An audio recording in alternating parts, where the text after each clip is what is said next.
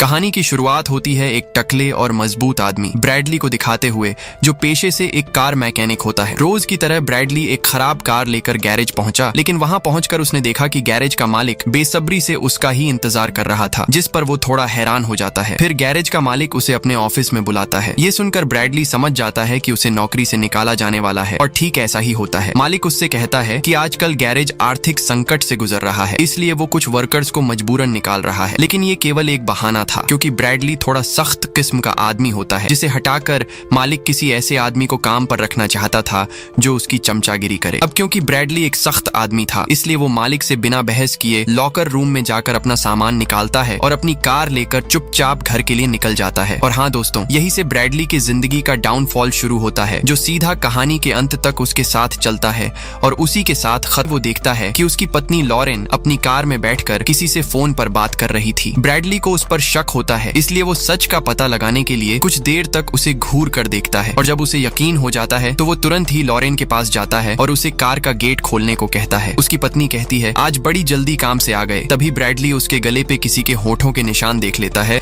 और लॉरेन से कहता है, अपना फोन दो मुझे। लेकिन लॉरेन उसे फोन देने से मना कर देती है, जिस पर ब्रैडली उससे उसका फोन छीन लेता है और उसका शक सही निकलता है। वो किसी पराये मर्द के साथ फोन पर बात कर रही थी। ब्रैडली गुस्से में लॉरेन को घर के अंदर जाने के लिए कहता है। लॉरेन कहती है, मेरी बात तो सुन लो, मैंने कहा घर के अंदर जाओ। फिर लॉरेन चुपचाप घर के अंदर चली गई। अब वैसे ही उसे कुछ देर पहले काम से निकाल दिया गया था, और अब उसकी पत्नी का चक्कर, जिसे लेकर वो और भी ज्यादा परेशान हो चुका था, इसलिए उसने अपना सारा गुस्सा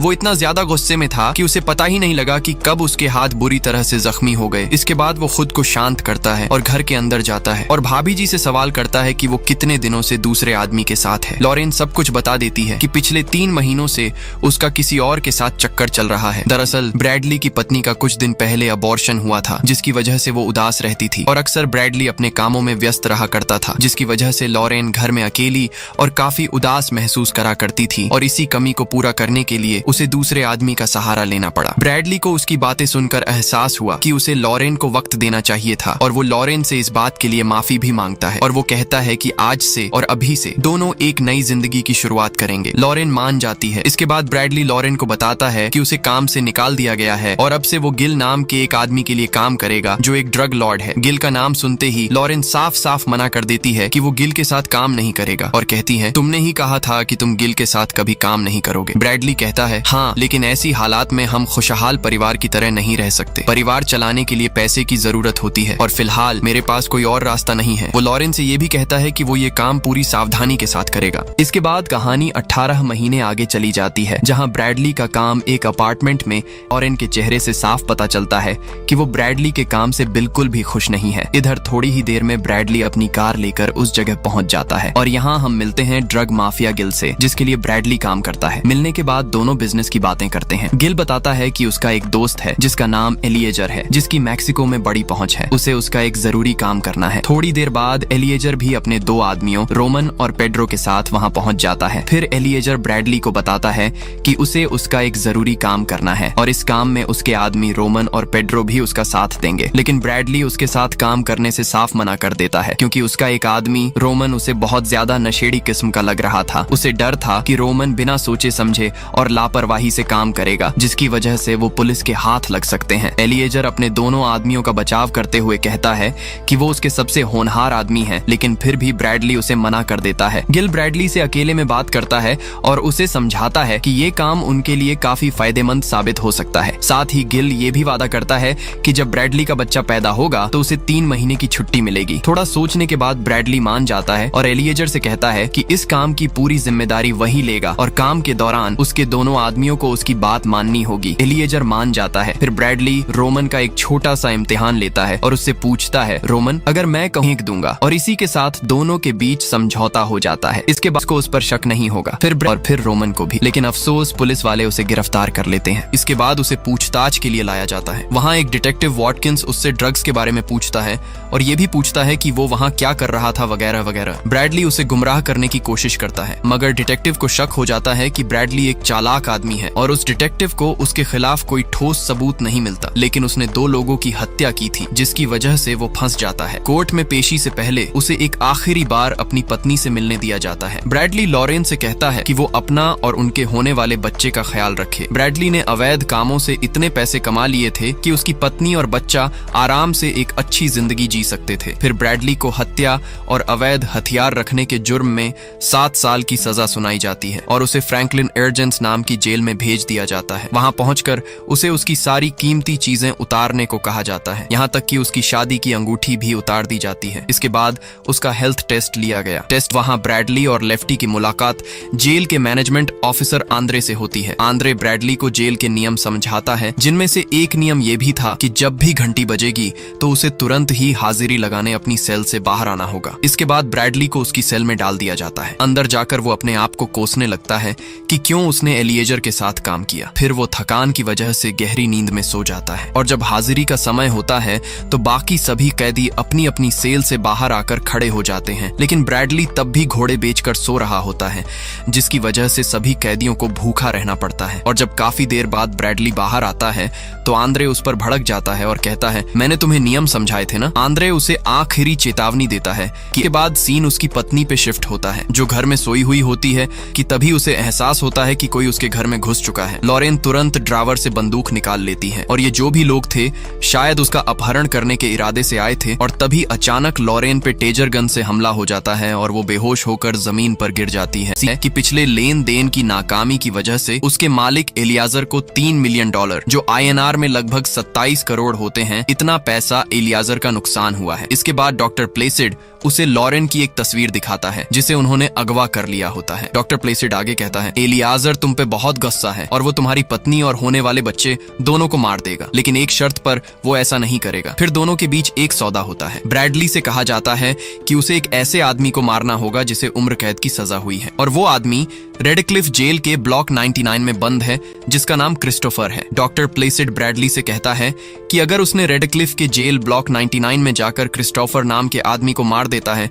तो एलियाजर उसे माफ कर देगा और उसकी पत्नी और बच्चे दोनों को भी छोड़ दिया जाएगा। ये सुनकर ब्रैडली पूरी तरह हताश हो जाता है। उसे समझ नहीं आता कि उसे ये करना चाहिए या नहीं। इसके बाद आंद्रे उसे उसकी सेल में वापस ले ही जा रहा होता है कि अचानक ब्रैडली अपने जूते उतारकर आंद्रे पर हमला कर देता है और उसे पीटने लगता है। ब्रैडली ये सब जानबूझकर कर रहा होता है ताकि उसे रेडक्लिफ जेल में ट्रांसफर कर दिया जाए। आंद्रे ने चुपचाप अपनी बनियान उतारी और उससे नाक ढकी और सो गया। कुछ देर बाद एक गार्ड ने उसके सेल का दरवाजा खटखटाया और उसे 60 मिनट के लिए बाहर जाने दिया गया ताजी हवा लेने के लिए। बाहर आकर ब्रैडली क्रिस्टोफर को ढूंढने लगता है। तभी एक आदमी उसके पास आता है जिसका नाम डेरेक था। ब्रैडली ने डेरेक से पूछा, क्या तुम क्रिस्टोफर को जानते हो? ये सुनकर डेरेक ने साफ कहा कि रेडक्लिफ जेल में क्रिस्टोफर नाम का एक भी कैदी नहीं है, जिसे सुनकर ब्रैडली हैरान हो जाता है। फिर ब्रैडली कैदियों के एक ग्रुप के पास जाने का सोचता है जो सामने कसरत कर रहे होते हैं, लेकिन डेरेक उसे उनके पास जाने से मना करता है क्योंकि वो सभी के सभी साइको होते हैं। लेकिन ब्रैडली फिर भी उनके पास चला जाता है, जिसके बाद वो कैदी ब्रैडली पे भड़क जाते हैं। ब्रैडली भी उन्हें लड़ने के लिए उकसाने लगता है और यहाँ भी ब्रैडली उनके साथ मारपीट करना शुरू कर देता है और वो ये सब जानबूझकर कर रहा था ताकि उसे खतरनाक कि ब्लॉक 99 में क्रिस्टोफर नाम का कोई कैदी मौजूद नहीं है, जिसे सुनकर ब्रैडली हैरान हो जाता है। तभी कुछ गार्ड उसकी आवाज सुनकर वहां आ जाते हैं और उसे सेल से बाहर लाकर उसे बिजली के झटके देने लगते हैं। इसके बाद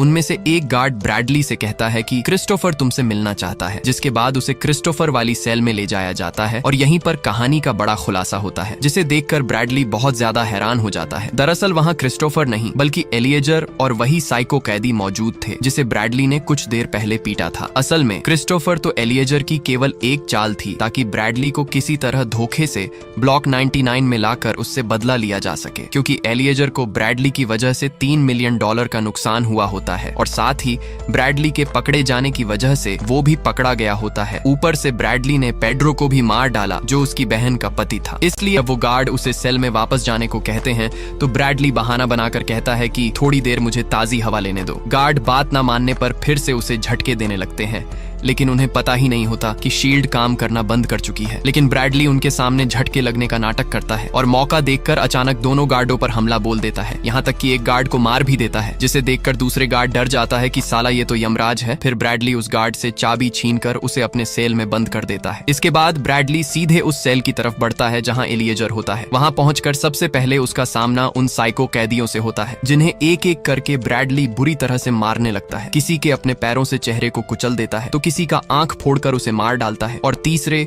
और आखिरी कैदी को तो एलिएजर को घसीटकर अपनी सेल में लाता है और गार्डों के साथ सेल में डाल देता है। लेकिन जैसे ही वो सेल का दरवाजा बंद करने वाला होता है कि तभी टैग्स और उसके आदमी वहाँ पहुंच जाते हैं। टैग्स अपने दोनों आदमियों के बारे में पूछता है। ब्रैडली जवाब देता है कि उसका एक आदमी मर चुका है लेकिन एक अब भी जिंदा है और अगर उसने दरवाजा खोला तो वो उसे भी मार देगा। दरअसल ब्रैडली गिल के फोन का इंतजार कर रहा होता है ताकि उसे ये पता चल सके कि उसकी पत्नी अब सुरक्षित है। दूसरी तरफ एलिएजर के कहने पर डॉक्टर प्लेसिड और वही कोरियन डॉक्टर ब्रैडली की पत्नी को गिल के पास ले जाते हैं और उसे सही सलामत गिल के पास छोड़ देते हैं। डॉक्टर प्लेसिड ने गिल पर बंदूक भी तान रखी होती है ताकि वो कोई चालाकी न करे, लेकिन जैसे ही दोनों थोड़ी दूर जाते हैं गिल अचानक स्नाइपर निकालता है और डॉक्टर प्लेसिड के सिर में गोली मारकर उसे मार देता है। फिर लॉरेन उससे स्नाइपर लेकर उस कोरियन डॉक्टर को मार देती है जो उसका अबॉर्शन करने आया था। इधर ब्रैडली को गिल का फोन आता है जो उसे बताता है कि लॉरेन अब सुरक्षित है और अब से वो उसकी देखभाल करेगा। फिर गिल लॉरेन को फोन देता है, जिसके बाद ब्रैडली अपने होने वाले बच्चे के लिए